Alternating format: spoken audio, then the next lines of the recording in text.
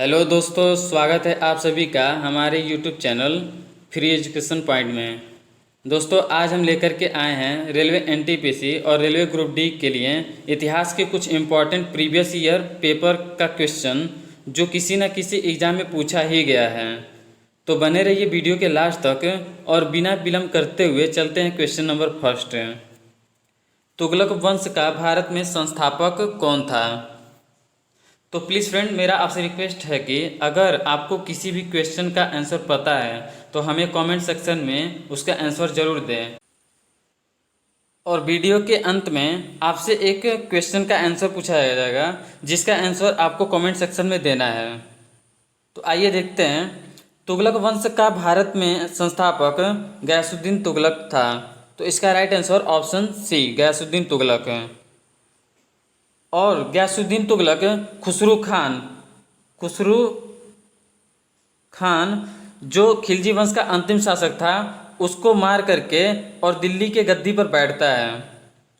और फ्रेंड्स, कभी कभी एग्जाम में यह भी पूछता है कि तुगलक वंश का अंतिम शासक, तो तुगलक वंश का अंतिम शासक नसरुद्दीन महमूद तुगलक था।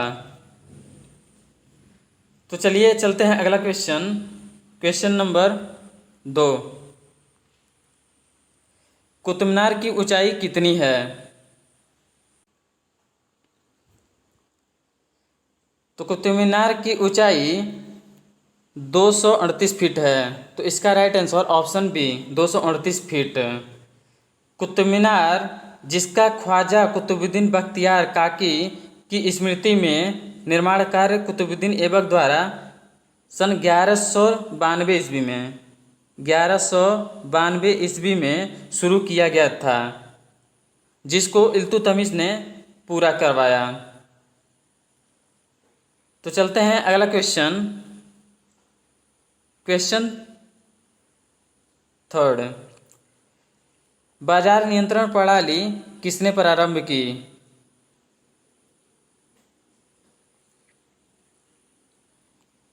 तो इसका right answer option B, Alauddin Khilji. Alauddin Khilji ने बाजार नियंत्रण प्रणाली शुरू किया था। और अलाउद्दीन खिलजी ने सेना को वेतन देने की प्रणाली भी शुरू किया था। तो चलते हैं अगला क्वेश्चन, क्वेश्चन नंबर 4। निम्न में से किसने 711 ईस्वी में भारत पर आक्रमण किया? तो इसका right answer option D, Muhammad bin Qasim. Muhammad bin Qasim 711 ईस्वी में भारत पर आक्रमण किया। 711 ईस्वी में मोहम्मद बिन कासिम के नेतृत्व में सिंध पर पहला मुस्लिम आक्रमण हुआ और यह अरब देश का पहला आक्रमण था। तो अगला क्वेश्चन है आपका क्वेश्चन नंबर 5। महमूद गजनवी ने भारत पर कितनी बार आक्रमण किया?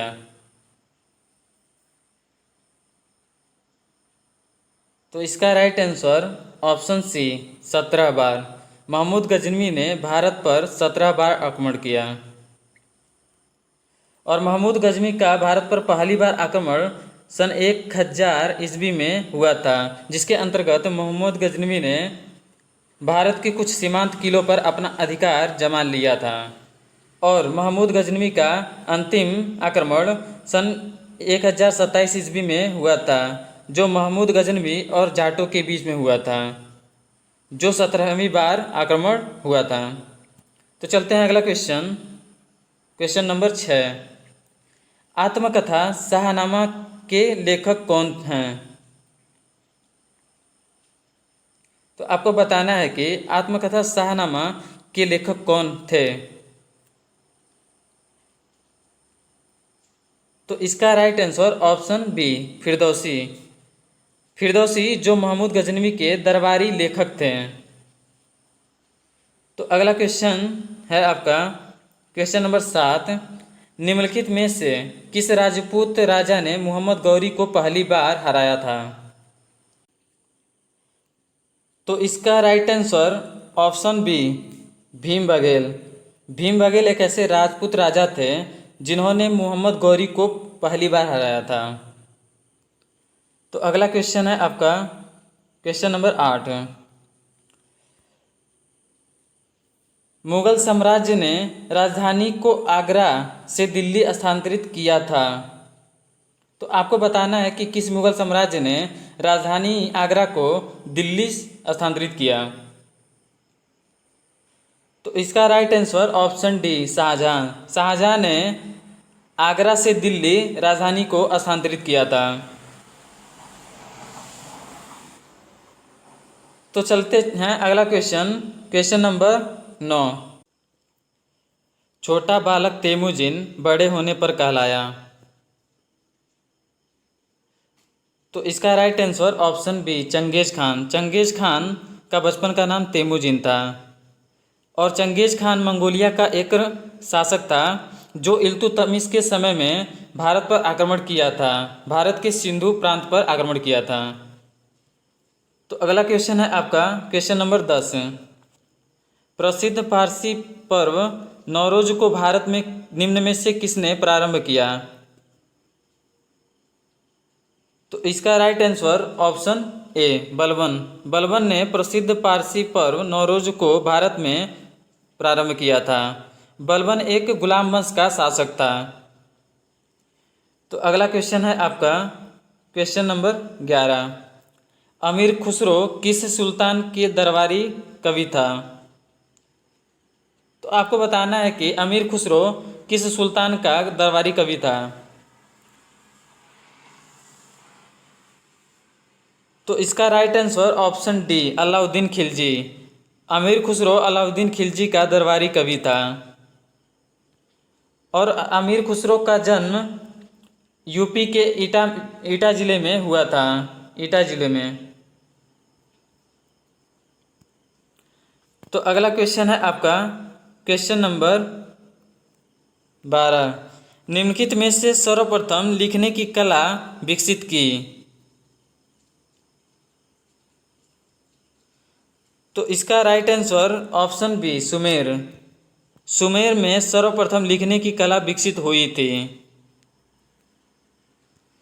तो चलते हैं अगला क्वेश्चन, क्वेश्चन नंबर 13। दीवान खैरात नामक एक अलग विभाग का स्थापना किसने की है।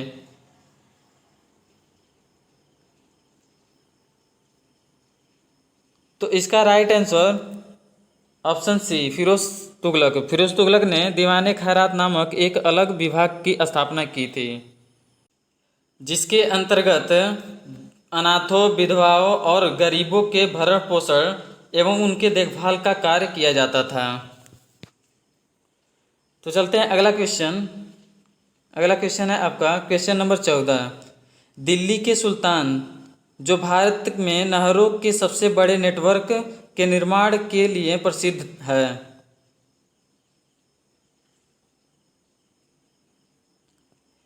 तो इसका right answer option C, Firoz Shah Tughlaq.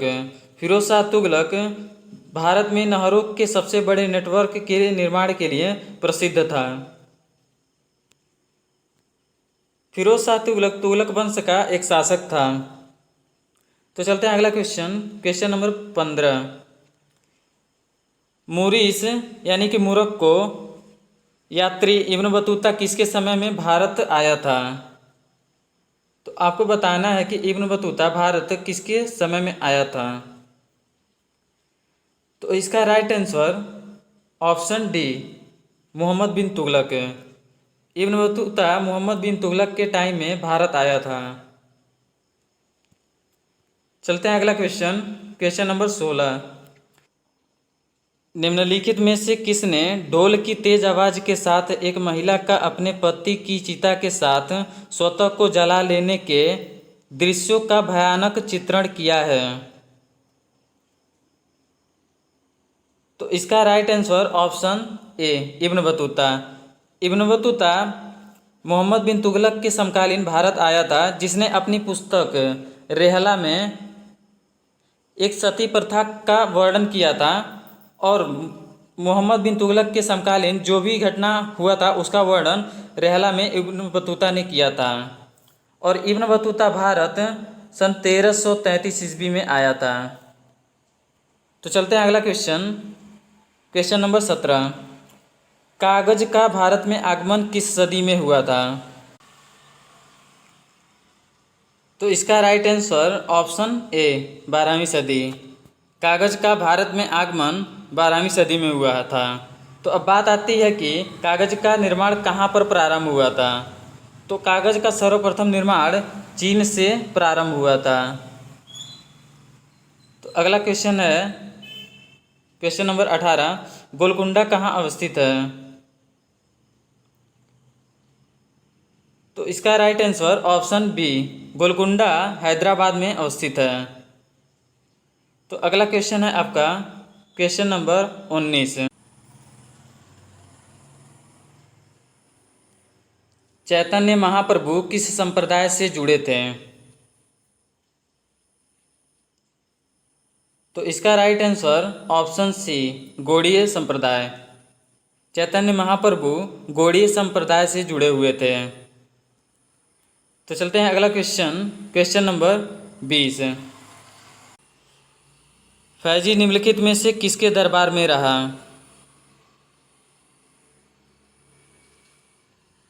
तो फैजी अकबर के दरबारी कवि थे। तो इसका राइट आंसर ऑप्शन डी। इसने अनेक ग्रंथों की रचना तथा अनेक ग्रंथों का फारसी में अनुवाद भी किया था, जैसे लीलावती, महाभारत आदि। तो अगला क्वेश्चन है आपका जिसका आंसर आपको कमेंट सेक्शन में देना है, हल्दी घाटी का युद्ध कब लड़ा गया था। तो आपको बताना है कि हल्दी घाटी का युद्ध कब लड़ा गया था। तो प्लीज़ इसका आंसर आप कमेंट सेक्शन में दें और उम्मीद करता हूं कि आपको यह वीडियो पसंद आई होगी।